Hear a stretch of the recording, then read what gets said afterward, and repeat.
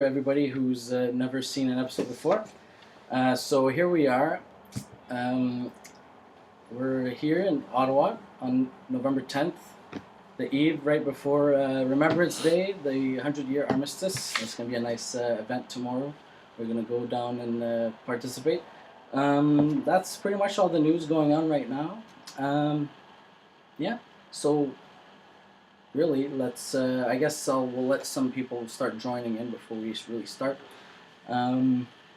If anybody really has any questions during the whole stream, you guys can always ask questions, and Ian will let us know, and we'll hopefully try to be able to answer them. Yeah, that's pretty much the deal. Hopefully you guys enjoy. Hit subscribe, like the stream. It'll be on YouTube later. And yeah, we're still working on doing the whole Google Podcast and Spotify and a few of those other things, but you know, we're still finalizing some of the more technical details. We're gonna be having some theme music gonna be created for the podcast, so that's gonna be really a lot of fun a fun addition to the podcast. So let me introduce our guest here, Isabella Ricci. She's one of my good friends. We know each other through the Forum for Young Canadians. That was a good experience. So I ask you here because you're somebody of influence. You're somebody that's an activist. You're very involved in your classes, involved in pretty much all parts of life, and you've had a lot of experience to travel, and you're somebody that's well knowledgeable on a lot of things. So this is why I wanted you here, and especially we can really talk about something that you know a lot about. And I've written a few papers in university about the effects of the internet, the effects of television, and all the kind of cultural implications that it has. And hopefully we can discuss some of those ideas and see what you think of a lot of those topics. And yeah, so why don't you say just a few words about yourself, introduce yourself. Okay, I don't even know. Well, when you describe me like that, I don't even know how to describe myself anymore. I don't even. Well, I mean, first, Ricci. Oh yes, of course. And I live in Montreal. I've moved around a little bit. I've been a ways in Canada. I've also lived in the U.S. for a short time, and for the past 8 years or so, I've been in Montreal again. And yeah, right now I'm currently in college studying sciences, and I like talking about the subject that we're going to talk about. I feel like in high school, whenever we'd be asked to write papers on this, to learn rhetoric and all that, I never wanted to make a paper on this type of topic because I thought that it was too overrated in a sense. But yeah, I grew up with the internet surrounding me, and so it's only now that I'm realizing how separate how weird it is that it's all in our everyday life and how much it's in our everyday life. Mm-hmm. So yeah. Okay, well. This reminds me of a video I saw a year ago. I really wish I would have used it in a paper because it's an amazing video. It's and I wish I could pull it up and show it, but I can't right now. Maybe I'll link it afterwards. But it's this video about a Florida 7-Eleven in the 70s, in 78, and it was somebody with a tape recorder. And back then that was if you had a tape recorder, that was the cool new gadget that you had. And it was the 2 a.m. occurrence of a 7-Eleven in Orlando. And so you see a whole bunch of people just going in to buy, snacks or pay for gas or whatever. So it's just a random 7-Eleven. But it was just so amazing to see the interaction of everybody talking to each other. Everybody, complete strangers would talk to each other like they were complete neighbors. They knew each other, and you would just ask people how they're doing. You would, oh, what are you going to do with all that sugar you're buying? Oh, it's for tea. We're going to drink some tea. It's oh, okay, all right. The people would pry into each other's lives, and they would enjoy, very communicative in their communities, and they'd be part. And it was really amazing to see that video and to see the world we live in, and to be like, this is scary, because now it's not, to go up to a stranger and talk to them on the street or at a 7-Eleven at 2 a.m. is considered very, very socially unacceptable or just weird, So it's like, what has happened that social media and the internet has caused us to be, we don't need to get to know the new neighbors, because we have the old neighbors on social media, so we don't need to bother to get to know our new neighbors, because the internet takes over, really. So that's the video I saw, and that's really kind of what showed me the differences in like humanity that's changed.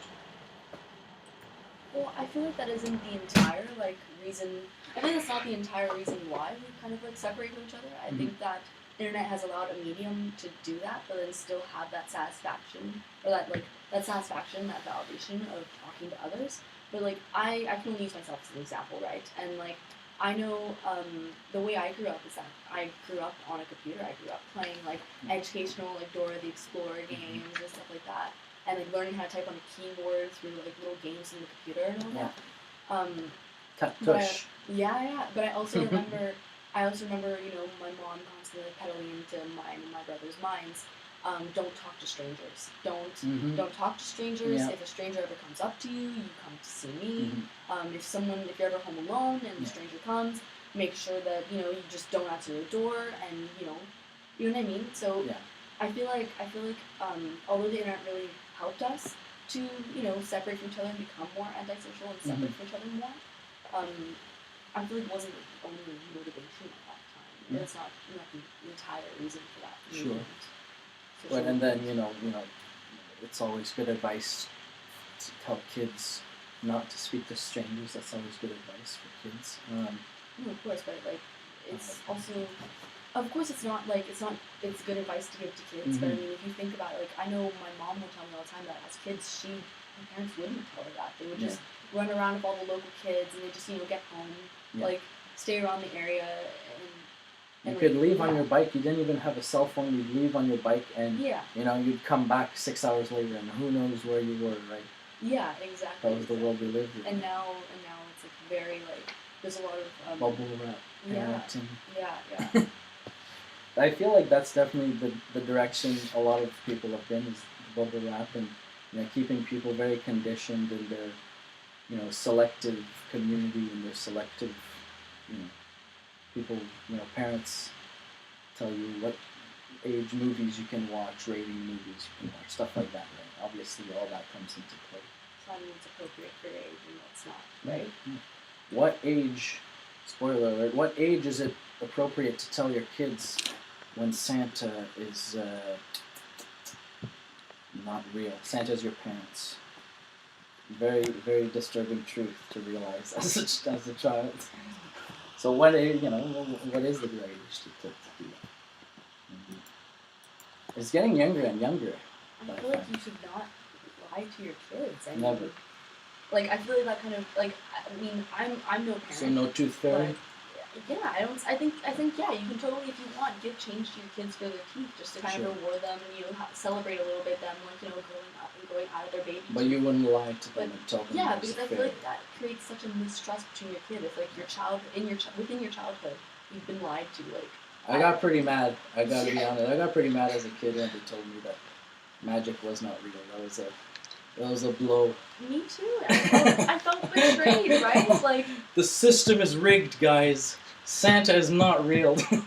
This is the way it is. I feel like in my childhood, because I have a younger brother, and so we kind of kept up the whole lie until my brother was more appropriate age, to keep the magic alive for him. And so I had all my peers around me at the time, saying the Santa Claus is fake, it's just your parents, all that, and even though I kind of knew, it's still to have your parents say, so Santa isn't real, and implicating that they've lied to you for so long, it just, it's a scary thing. Sure.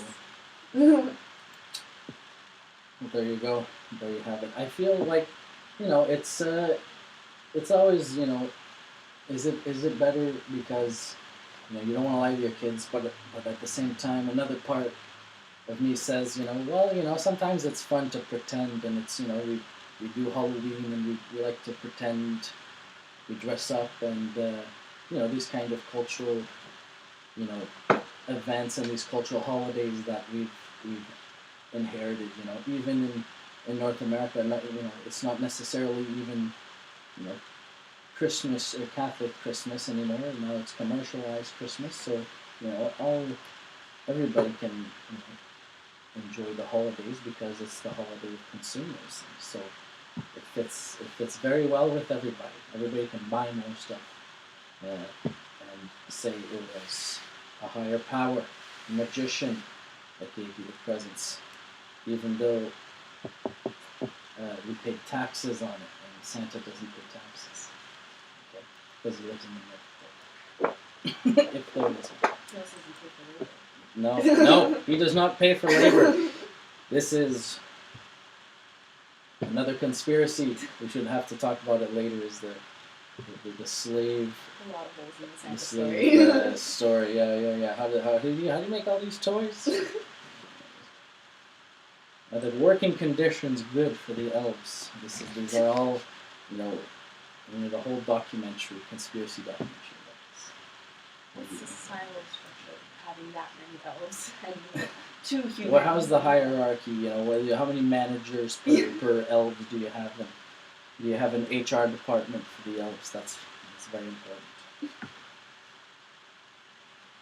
So I guess we can go more into detail about the implications of the internet, and we already started talking about that.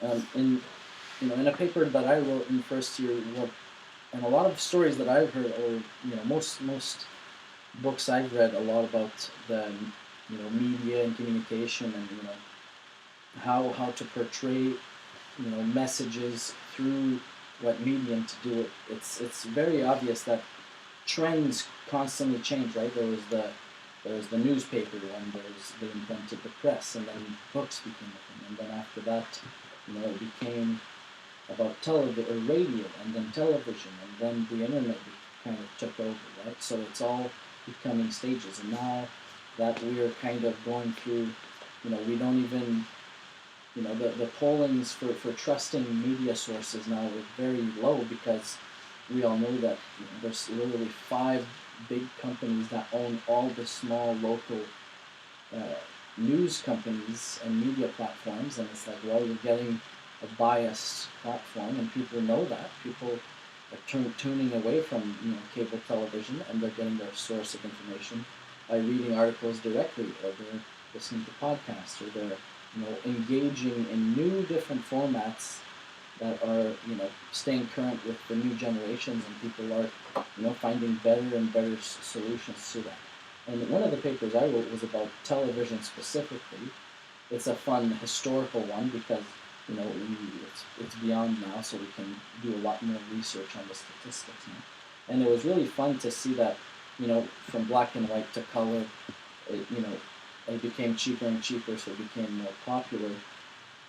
What was it being for? What was the media for? There was one government channel, there was government channels, and then there was sports, and then it became this whole thing where it was good for advertising and getting the message out to everybody. And every house in America had a television, right, at some point. So, and that became the cultural thing where it's like, what happens when you're watching 8 hours of television a day?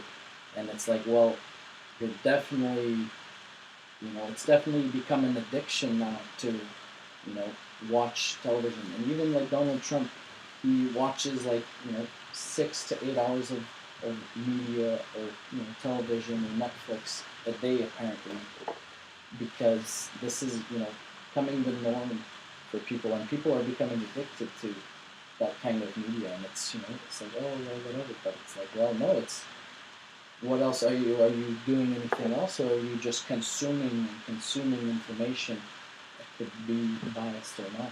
It's kind of you have to create also instead of always consuming. Right? What are your thoughts?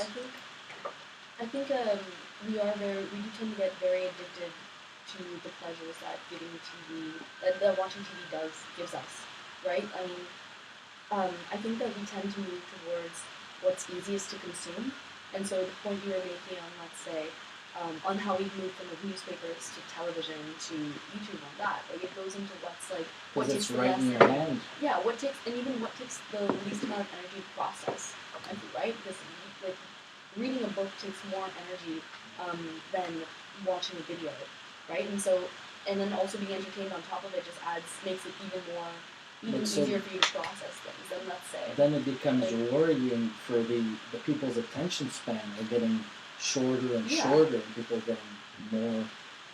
Definitely, as a result of that, we are getting we are getting shorter attention spans. We are getting people who are more who are dismissive to let's say for example, the reading up on the actual news online from big news, the Globe, the New York Times, all that that just ends up taking more effort after. Most people don't have the attention for it anymore, and so that's when it leads into how we're all listening to podcasts now, and we're all listening to YouTube, and those type of medias will go on Twitter. It's really funny because I personally whenever the best source of news is to get the raw data and analyze it for yourself. So if you're well, if we want to look at politics, the best form you can get is CPAC, because CPAC is neutral, unbiased, and it gives you literally a live feed to the floor. So you have a live feed to the floor, you can see it unedited. So then you hear the big lines on the news, but you don't hear the whole debate. You don't hear both sides when they're debating, and so that's it's so much better to get it at the source. But then who has the time to spend 8 hours a day listening to these legislators? We all have jobs, we all have either have to go to school or have jobs. So there's not time. So you need journalists to resumize, and then we trust into journalists to do a good job of resumes. It's not as entertaining, honestly. I like to use. So yeah, oh my god, I just blanked out of nowhere. Whoa, okay. It's not as interesting to read. It's because let's say you're watching that for a few hours straight and just seeing people talk back and forth and getting the drama of it, which isn't as interesting as it is go in and seeing it, right? But then instead of watching that, you can watch a shorter version on the news. That's it's very played up. Especially I like to use on Fox and CNN and all that all that politics. It's played up as it's almost like a game mode. You always want to see who's going to win and who's leading this and what this person said, what that person said. You want to follow all the controversies. That's right. Yeah, and so that's more entertaining, more stimulating, and so you tend to go towards that instead, right? Absolutely. Without just blindly. Well, and it's the media, especially on TV and the media, the ratings are in the chaos. They don't get good ratings if it's all, there was a new duck found in the pond. Oh, there was a rare duck. Oh, well. That doesn't get the ratings. The good ratings are, there's chaos at the doorstep. We're going to world war here, and the whole, chaos is going in the streets. There's riots. This is what gets the good ratings, and this is there's a greater scheme for big companies. Here's the catcher. The real media of the television is the 5-minute advertising. Those advertising, that's what television is. The media in between, that's just filler. They build up the chaos. They build up all the chaotic world, and then guess what? They show you the chaos, and then they cut. And here, welcome to the safe and welcoming, home of Swiss Chalet, or whatever they're selling. They are selling you comfort. They're selling you, the trust of the brand, and this is the plan, people. This is basically that's what big companies do, and that's why people are realizing that the television is very blatantly. It's happening on social media as well now. One thing that I've really been remarking lately is how many advertisements are on YouTube, and how now even to skip ads or to have certain services on YouTube, the Prime, the Premium, Even on Snapchat now, like it used to be all those like extra stories they have on the side used to be free to watch. Even watching your friend's stories was free to watch in a sense. And then now you have advertisements in between your seeing your friend's stories, or have advertisements between seeing these big stories, and it's just taking over. Even on Instagram, it's getting harder to tell what's an advertisement and what's not because you're just going through the feed and keep scrolling across. Well, one of the vice presidents of Facebook, when he resigned, he was telling us about how they're using, they're trying to use good algorithms and, methods to keep people on their phones and keep people scrolling through their feed. And they do that by giving you that reward, of getting followers and getting likes and whatnot, and that kind of interaction where everybody takes pride and takes it feeds their ego that they have a lot of followers and a lot of likes on their stuff, and it really gets to people's heads, right? And when that happens, it really it really becomes a huge problem when the media gets involved with that. We have ads on Facebook now, and now they have sponsorships, and they're really making it into like a gambling thing. There's that reward, pay and reward, just like gambling. They're really good at trying to keep people on their phones. YouTube does the same thing. They're constantly trying to innovate with algorithms, so that you constantly keep watching videos. And it's like, you don't have to go to bed. No. You don't have to go to class tomorrow. You're gonna watch YouTube videos until 2 in the morning. You'll be Spotify's radio feature is another good example of that. It's like, once your song stops, it just keeps going. Keep listening so we can keep playing ads. And that's kind of the world we live in now with the internet. But the thing is, we give it the power. Like Facebook is only powerful because we use that. If we'd be using all MySpace, that would be the really powerful one, because the views is where the power lies, right? So whether we're at MySpace, whether we bring back Pixel, if you guys remember Pixel, that was this was like the first days where you could make your own website off of another person's website, it being Pixel, and you can put a whole bunch of GIF, and it basically just be meme pages. The first days of memeing was Pixel. 90s, only 90s kids will remember. Yeah, and you know what? There's a bridge on the way from Ottawa to Montreal, but there's like a Pixel address, or somebody sends you to the Pixel address. I'm like, that's either been there very long, or this person is a troll, because who uses Pixel anymore? No offense, Pixel. Pixel! I'm so lost on that. You just pick your background, and it could be like a snowflake background. You could do whatever you want. It was the first days of creating websites, and then you'd be like, "This is who I am," and it was really funny. It was like the first days of making cheap websites. So, yeah. What else did you want to talk about? What else did you have on your mind? What else did I have on my mind? Oh my gosh. Oh, I like the conversation before we were talking about how to set up a podcast. Sure. And how so you were discussing how it has to be, which goes into what we were saying as well, but it had to be entertaining, so you had to entice people and all that. And then, well, that's the thing. When I looked at other people's podcasts, it's very simplistic. You're like, oh, it's just two or three people talking. Like, oh, it's not that big a deal. It's pretty simple and pretty straightforward. But then you realize that it really depends how much quality you want, and the output on all the technical variabilities. You don't really think of the strength of the microphones. You don't really think of the technical things that go into it. But even the logistical aspects of being able to put this all together, and everybody have the time, because everybody's really busy with their lives. So it's really fun to be able to step back.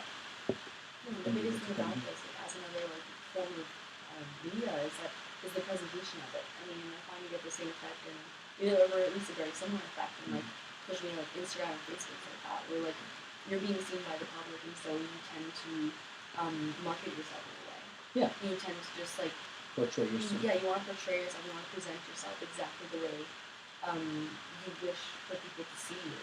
And right? this way, you kind of have to face the music because it's a regular conversation, not, when you're on the news, you have like, here's your 30-second, you have 30 seconds to answer this one question that's scripted.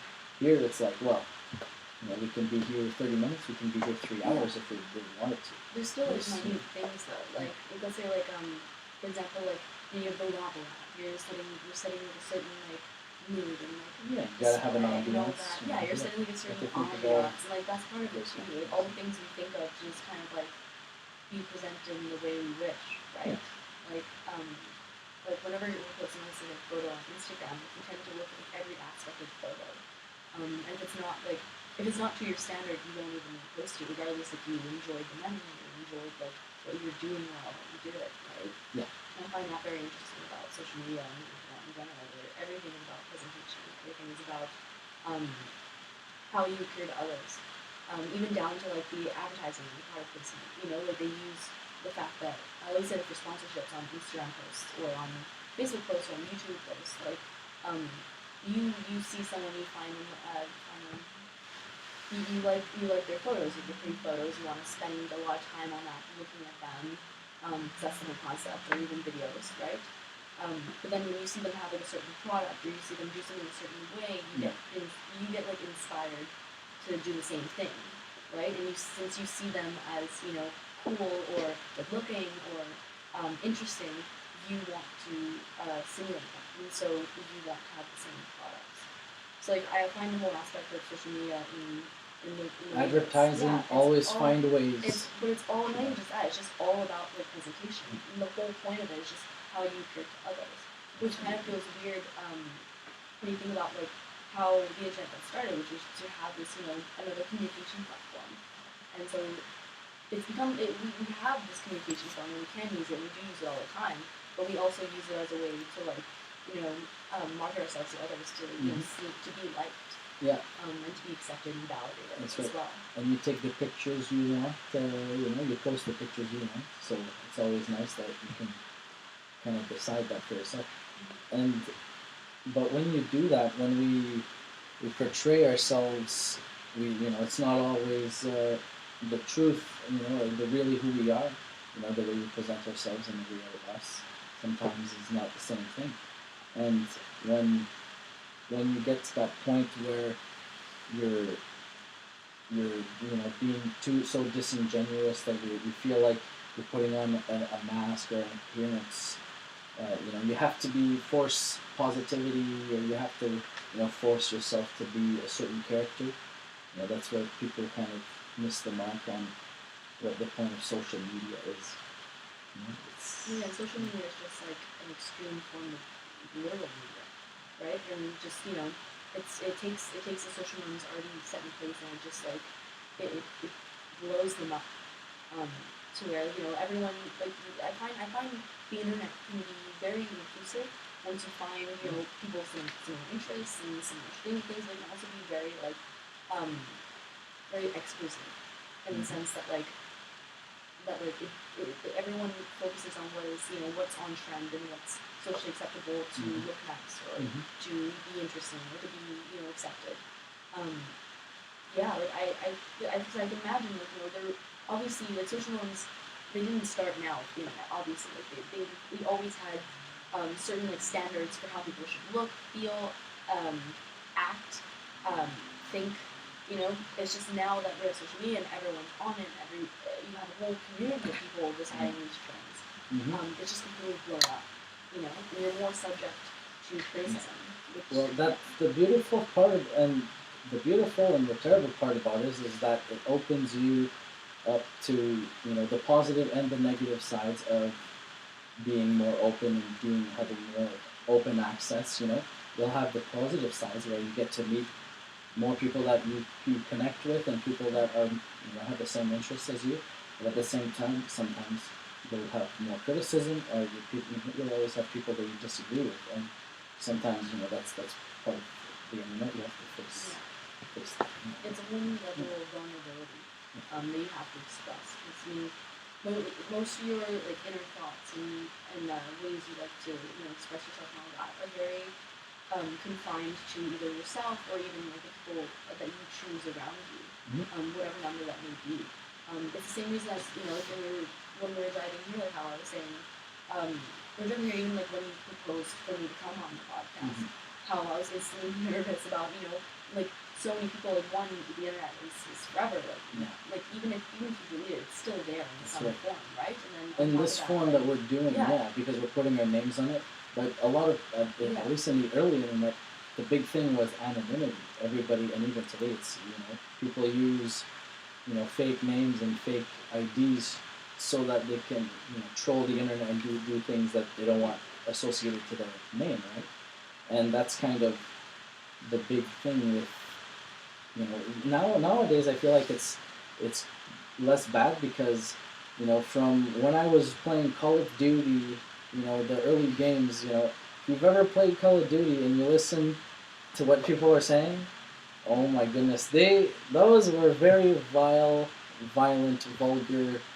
Uh, uh, uh, uh, People were very aggressive, and they take the game very seriously, and they will use very, very bad words at each other because there's no face to face. There's no repercussion of calling your friends and being insultive to your friends. Exactly. So it's like, well, I'm never gonna see this person again, so I might as well tell them that they're terrible at this game and I'm much better at the game than they are.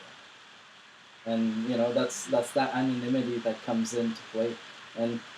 But another thing I wanted to talk about for media is that it's before the internet, the government institutions, the FBI, the CIA, these how do they tally everybody? How do they keep information and keep track of everything? It's really fun and easy. It's the greatest blessing that they've ever gotten.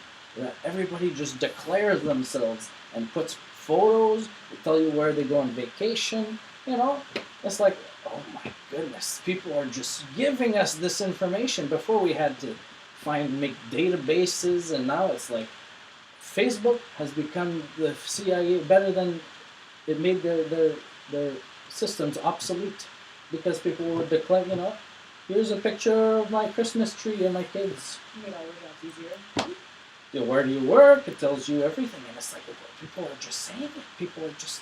It's like this is very good, Zuckerberg. Very good. So what it's perfect. It's good for the media. It's good for the government, and it's good for people making money off of the products and off of the advertising. So it's a win-win, except for we're the ones that are made to be consumers.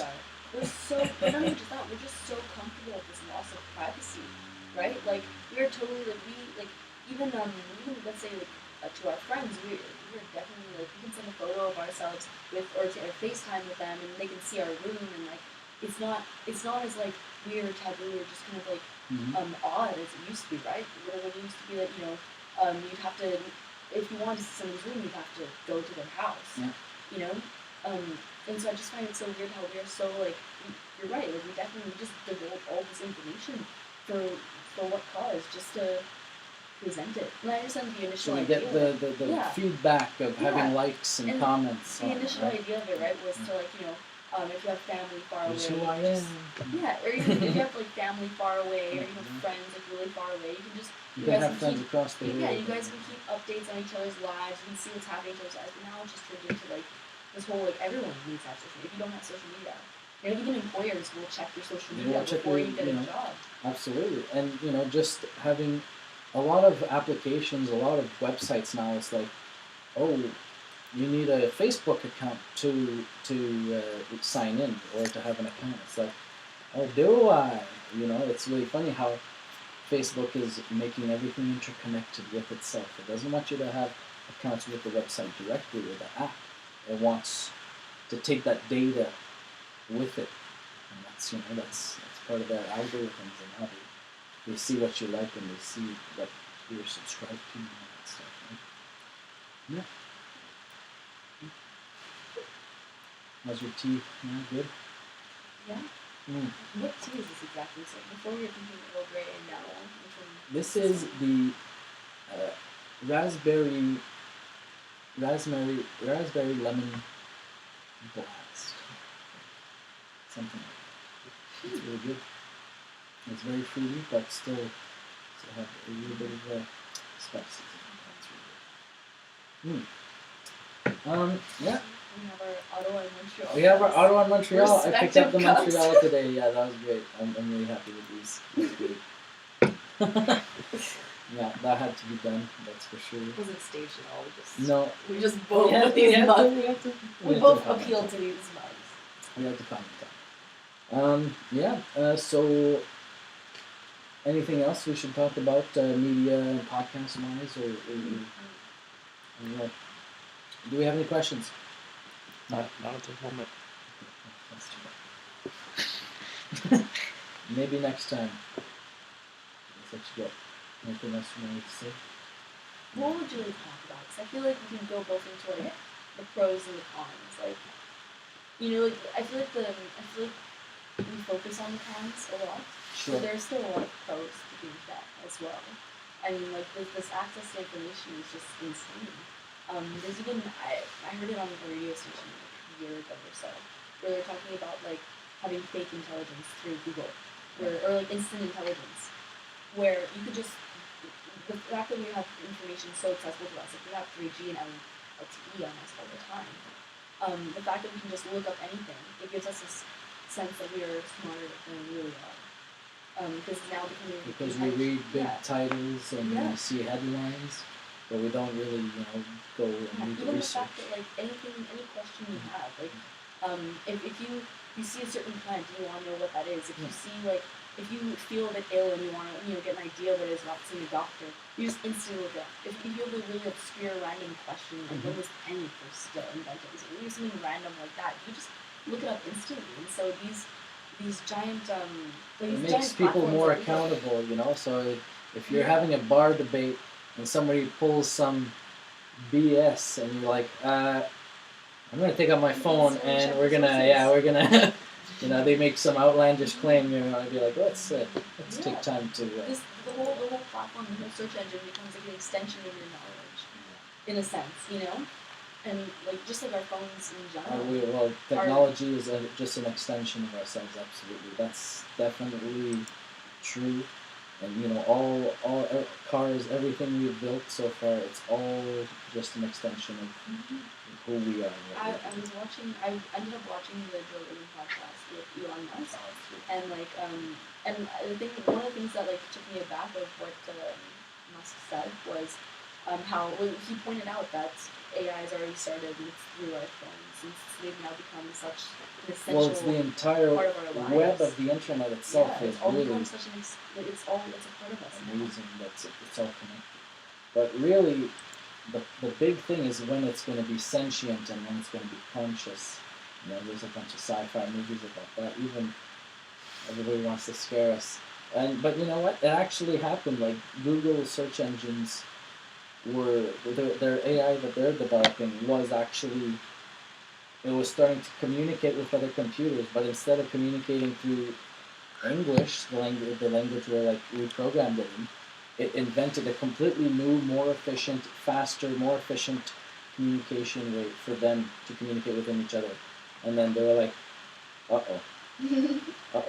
pull the plug, and they pulled the plug because they are not allowed to communicate without us knowing what they're saying, because we don't want to be destroyed by computers. So we have to be very careful what we're doing. We're playing with weapons stronger than we can imagine, and we should be concerned, and they should be more regulated. And that's the thing with Elon Musk. He said he warned the governors, and there have been summits in Europe about AI and how it is dangerous, and a lot of people are alarmist with it.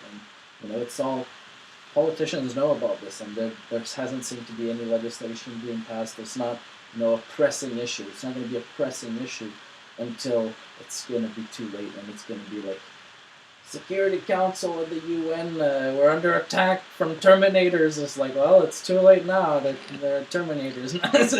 We should have regulated AI so that, you know, we can keep an eye on Google and make sure that they're not giving Google cars machine guns and etc. etc. I don't know why they would, but you don't want robots. If you want an AI, you just want it like a box, or you can reach for the plug and yank it out. You don't want it to give it wheels. You don't want to give it an. I feel like you have a general tendency to fly a bit too close to the sun, Oh yeah, that's the problem. That's the problem.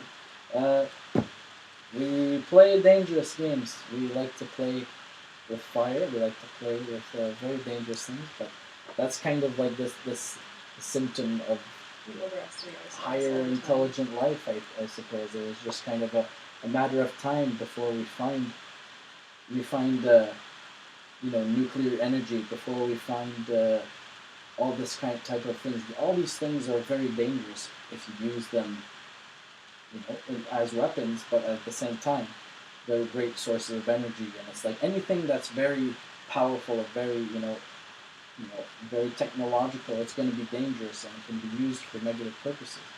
But, you can explode the sun if you really, not really, we don't have the technology yet, but maybe in a few hundred years, it's like, well, what's the purpose of that? Well, there's not really a purpose, it's just, that's how good our lasers have become. It's like, well, we have to deal with the fact that we have powerful technology, and it's like, well, it can be used for good or for bad, and that's really kind of like the gray zone of morality we're dealing with in our realm. That's again if we live long enough for, right? Yeah.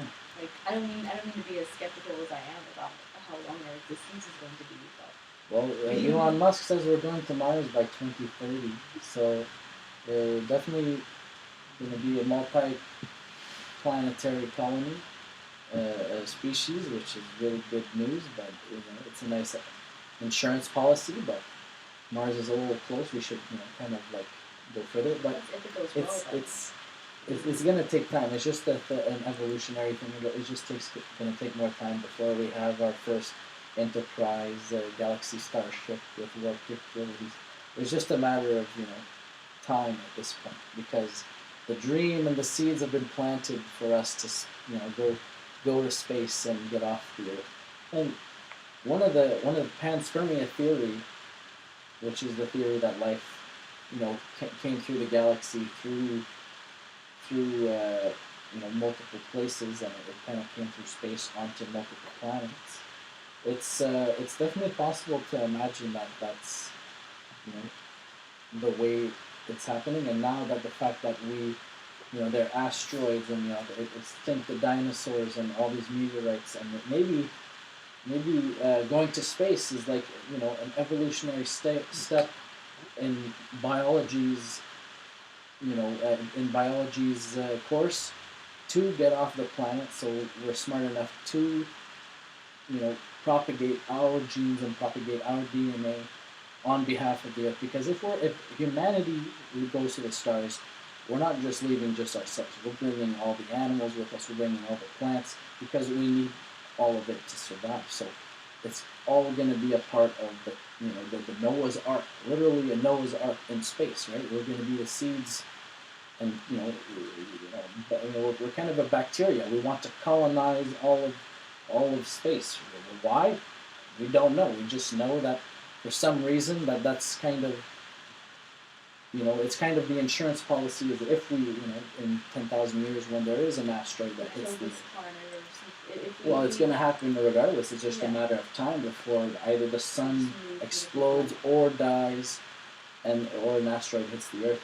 Life on this Earth at some point will be either catastrophically damaged or will be completely taken out. So maybe biology is like, will give animal high intelligence so that they can make technology and artificial machines so that we can go to space. Make artificial DNA seed pods, basically, which is like Noah's Ark. Yeah, and to continue consciousness until we figure out what the heck is going on.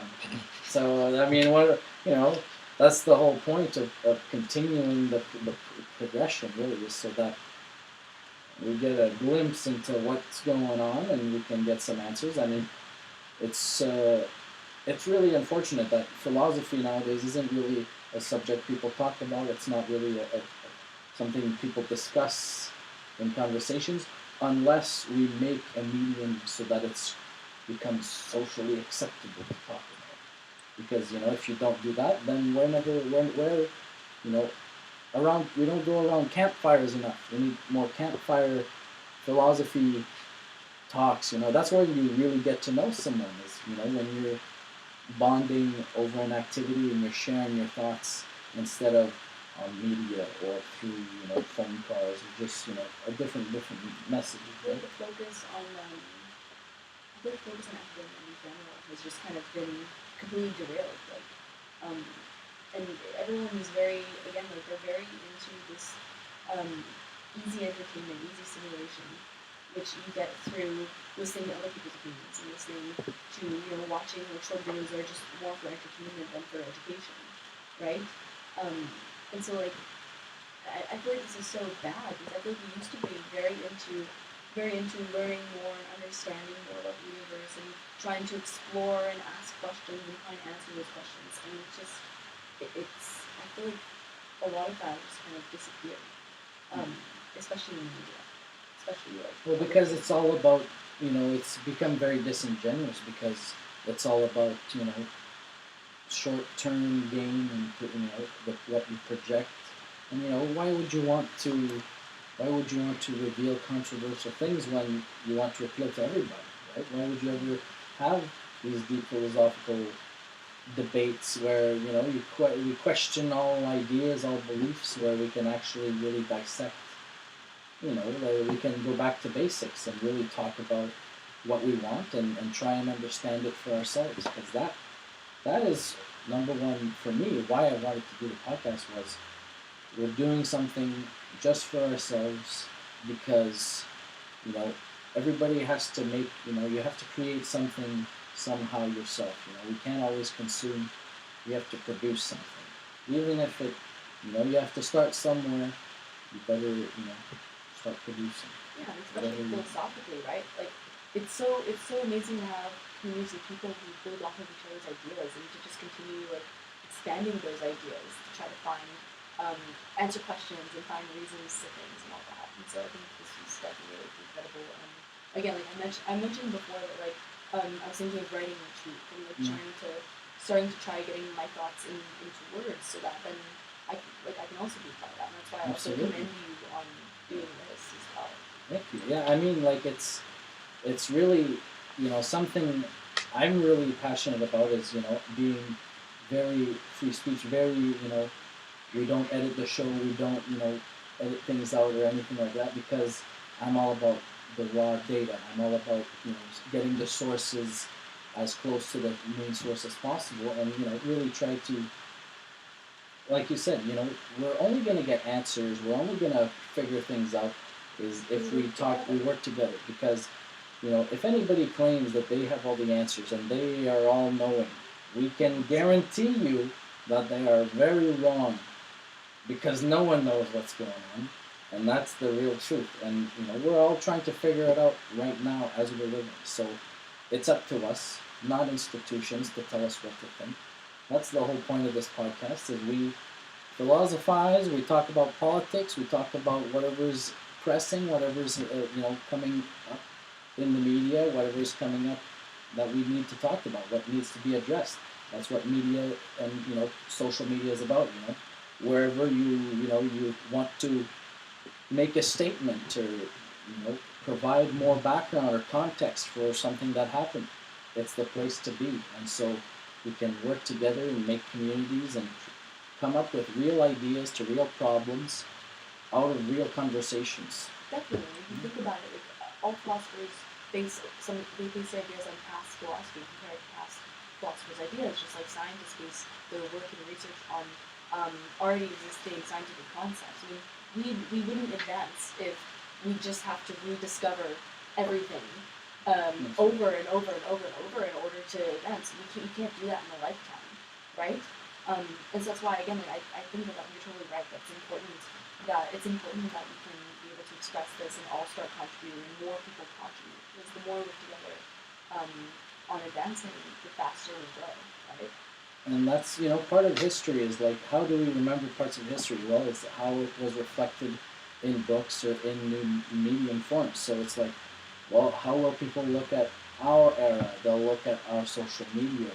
Our grandkids will look at our social media. That's a really weird thing to think about. Yeah. Think about that and taking your selfies. It's weird to think that, before it was books, now it's kind of, videos or music or, new kinds of mediums where we're historically, We always say that about entering social history. media, about like, wouldn't it be weird if like your grandchildren saw your selfies or saw the things that you post on social media now? But I feel like in a sense, like It's a good way to document it. if we accept it, like if we accept it, and we think we normalize it, and we say like, oh yeah, this is totally, it's cool to do this. I mean, imagine our grandkids are even more. Well, we already all agree. We all yeah. say, oh, the net. We all know the net. It's like, well, yeah, we all exactly. Like, I don't think part our of the grandchildren internet. would really like judge us for that. I feel like if anything, it might even be more like. Well, for them, it would I be can't predict what prehistoric direction days. we're going. Of, Yeah, exactly. It'll be like seeing Polaroid photos. For like, what's this yeah. planking and owling? What are these concepts?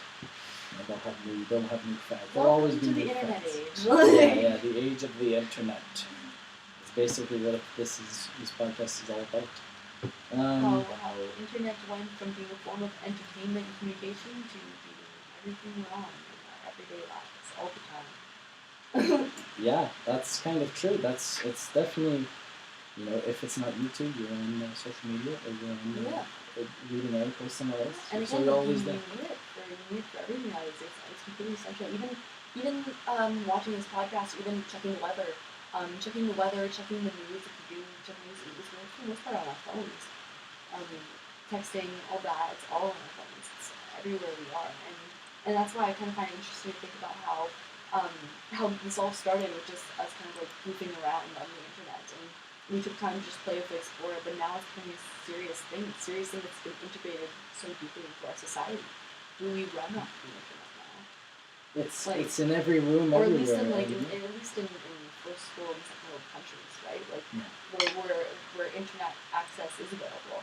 I don't know if we should delve too much into how on what life with internet versus without internet in the internet age, what those implications are, and how they affect societies and the individuals. I mean, like, I feel like that's also interesting to talk about if you want it. Well, there are still some Amazonian tribes and in Papua New Guinea people that are completely reliant off of the grid, and they live or off grid. They still live as people of nature, people who live as hunter gatherers basically, and it's a different way of life, and that's even like the Brazil government tries to protect those tribes from Western influence because once it's globalized, there's really no going back, and that's kind of the problem they're facing with all those old tribes because the internet is everywhere. Like, just whenever you're exposed to all that, and you can be exposed to a bunch of different cultures, right? Like our culture, or is what influences how we think and what we do and who we are and how we present ourselves. And so when you're being inspired in that sense by all these different cultures, that's how it ends up creating. You're going with what you see as you're finding more. You have access to more things that you could possibly like or tag onto, follow as a trend, right? And like, what I keep wondering is like, because I feel like the internet now, it makes us feel as though we can't go without the internet. Like now that we have it. So is the internet now become the subconscious of our minds? Is it all those thoughts that we want because of the anonymity of people can share the rants about whatever they don't like and stuff like that? Has it become our subconscious and our ego put into the net? I feel like it's become an absolute essential in our lives. Okay.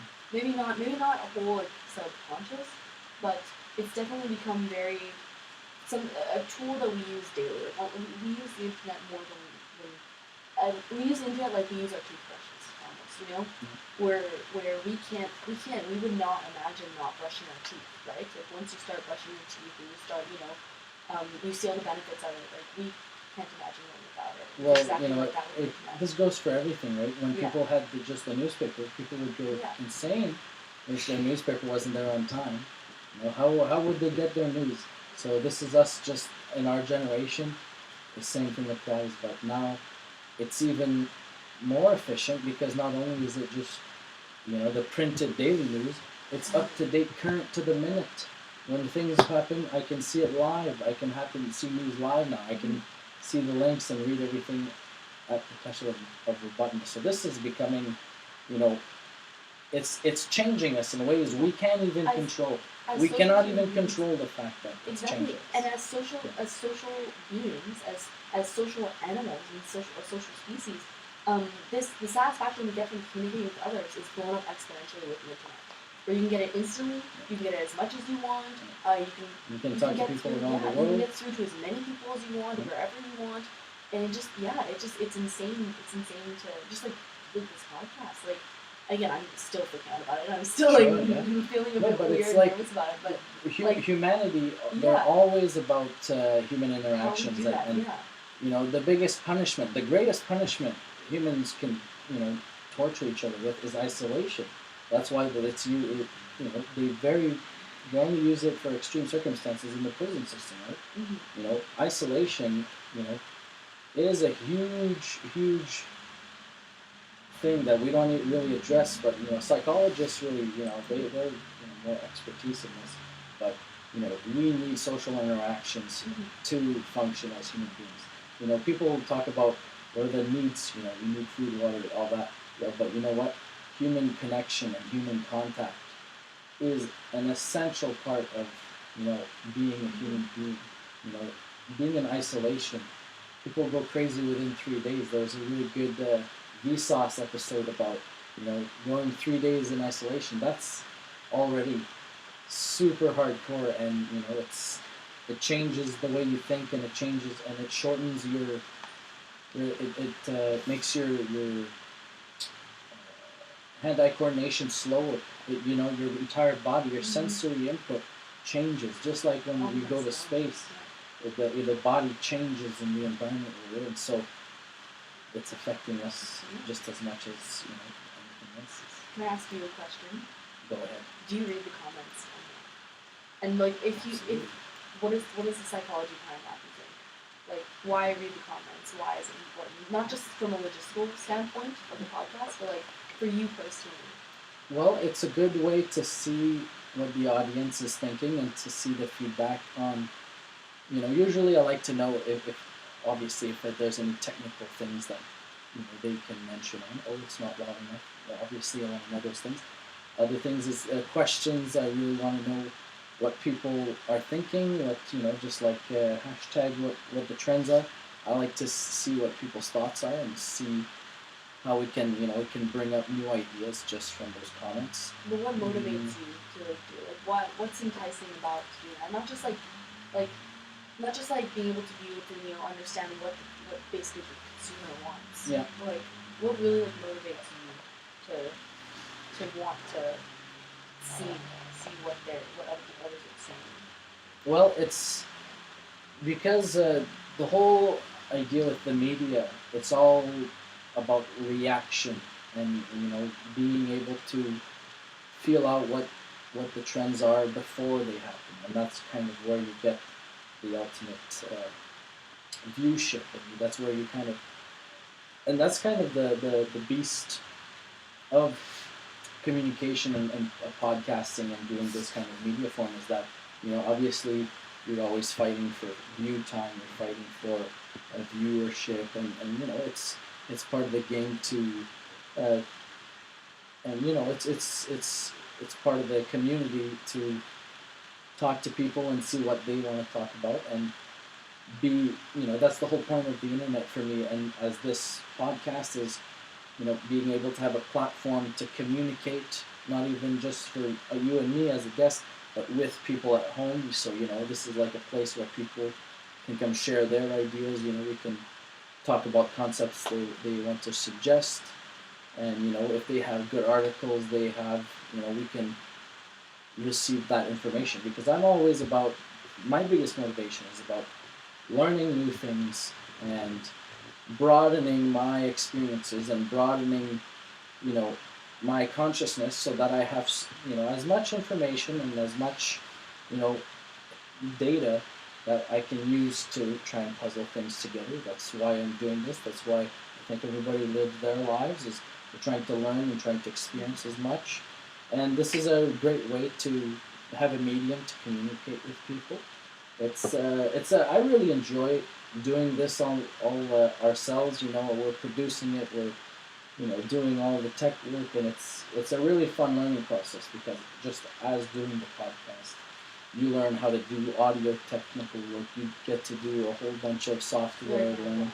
Yeah, and it's like, oh well, I didn't even know I would have to spend a lot of time learning softwares, and I would have to learn all these things. But it's like, well, now I know that, and I understand the work and that goes into other people's podcasts, and I can see that it's not just click record and that's it. There's a lot more technicalities and very specific kind of margins you want to go in. Right? That's how I feel. I feel very motivated to keep this going, and trying to make this as often as possible. Maybe trying to do a bi-weekly or a weekly kind of event. I think it's interesting. It's great. It's great that whenever you put all this work into this, and especially if you're doing it if you're doing it for yourself, right? Like as you told me, you really want to express your ideas and all that. Doing it for yourself, it's almost like a form of self-care. It's feeling that satisfaction after of seeing what you created, what you put out into the world or into the internet, into the world. I think also we become that becomes the web, and that's kind of what we're all doing. That's the fun thing. That's the crazy thing about it. We're all the web. We've created it, and we've made it what it is. Yeah. And it's so hard to imagine that. The web is just society has molded it, right? And when you discussed trends before, I'm not going to even think about how how much internet affects us in the way that it really spreads trends. And I feel like on our side, if you are leading trends or you're following the trends, you gain more of that social status, and you gain more of that likability and popularity that everyone kind of seeks to have to get that human connection, the validation of the human connection. Right? Yeah, and this grassroots of ability of social media. This is what's going on in in Parliament and government offices. Instead of having the news on all their big television screens monitoring stuff, they're not looking at that. They're looking at Twitter feeds. They're looking at Facebook feeds. They're looking at what the hashtags that are popular that day. National Donut Day, National Children Day. It's a national day of something or an international day of something. So we can always bank on the media to be part of that wave and to have a lot of viewership. And that's how politics works. That's how business works. And it's now the business is in the internet and the media format. And Amazon is now the #1 retailer, and it's an internet. It's the ultimate business, guys.